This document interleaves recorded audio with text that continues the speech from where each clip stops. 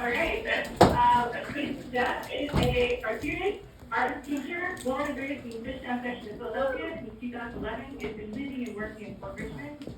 Jeff is a co-founder of the Philadelphia Cartoon Society, PCS, established in 1997, and a longtime member of the comics collective. His art teaching experience includes work at Art Center, New Art, and a Fishtown cartoon camp, among others. Some of his prominent work has been bringing out Dark Horse comics, Philadelphia, and more. Jeff? Thank you. That was amazing. I'm going through it, so I'm not in a good headspace for just talking casually. And I apologize for being like the nervous young best man speech guy, but I'm going to have to. I think I'm going to start reading my artist statement from my phone. That's okay. Also, I would point you to look at the black and white drawings. Those are Jeffro's, and there are prints of Coltrane. Yeah, I made a limited edition color print, the Coltrane piece. Just a little precursor, a little more specific before I get into this. Most of these were done during the pandemic, and I had this sketchbook style I've worked in for many years since the 90s, where I'm a normal artist, loose pencil sketches, like a construction worker, buildings, I work for hire, all this stuff. But in my sketchbooks, I tend to work a lot looser with a very thin line and chase my line. And through the pandemic, as we were all going through stuff, I dedicated my Friday nights, and I got to figure out this switch sci-fi explosion. And every Friday night he would run these shows. They were like, he was like a VJ of calling, like pulling together all this like science fiction stuff from the 80s, 90s, like all this weird old stuff. He'd theme these shows. So I'd tuck away in my studio while we were all going through this stuff. And I would watch it on my laptop or on my computer, and I would just start a drawing and kind of chase it, try to finish it in one night. Quite often we might have an idea or a seed of something, but I wouldn't know what that drawing was going to be from. But I tried to pull together. Now, Chuck, where's your hand, Chuck? If anybody wants to talk after the program, I do have a booklet of some of the finished and unfinished other pieces from this collection. But I tried to pull together what I think are like the kind of little milestone pieces from this collection from 2020 and 2021. We lost Dr. John, and I did a little tribute piece of him. John Coltrane, who I was just listening to Coltrane.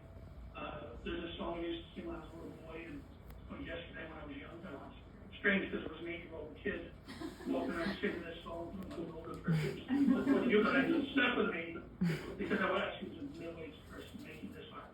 But the one picture of the Sasquatch was really just wanting to hug my granddaughter. I couldn't. Weird times. But the other one was on recent moment the skull is a self-portrait. And you'll hear in the artist statement that I came. Right? Sorry. I'm old. I was born and raised around here, so I am very honored. Thank you to the hands for following me. Thank you to Ariel, I know you're upstairs, for nominating me, and thanks to my friends and family, everybody else for being here.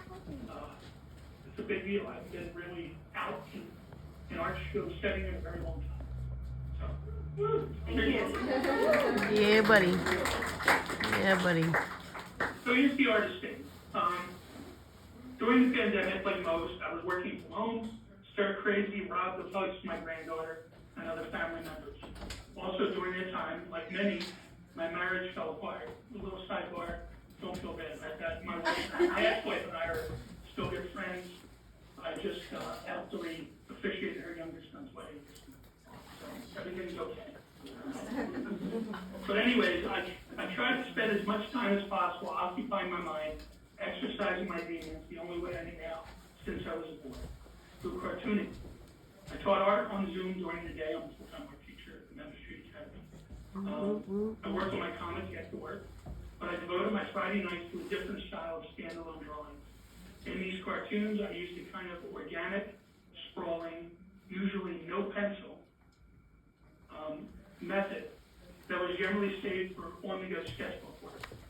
I sometimes had loose concepts in mind, but not full visions of what these drawings would be. This was an exciting escape for me, the time I really looked forward to. I developed a compulsion with chasing my line and filling an entire page. As you can see, if you were looking up close, like there's just no space untaken, all right? I tried to finish these drawings in one night. I escaped into these drawings, the music that fueled them, and the connections to memories of easier times.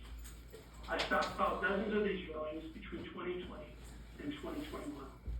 Although the circumstances of my life continue to ebb and flow between joy and tragedy, like everyone, I still use the style of cartooning as an escape during rough times. I'm not being so soon.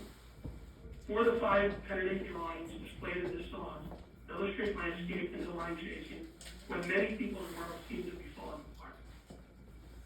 The most recent piece, Devouring Time, is a nod to Shakespeare's Sonnet 19, was drawn while sitting in a hospital room last summer with my lifelong friend Nick, a brother, a rock in my life who had taken out. Luckily, he's on the mend. Once again, I was compelled to process my fear, my sadness, and rage by chasing my mind. And that's some of the work right there. Thank you.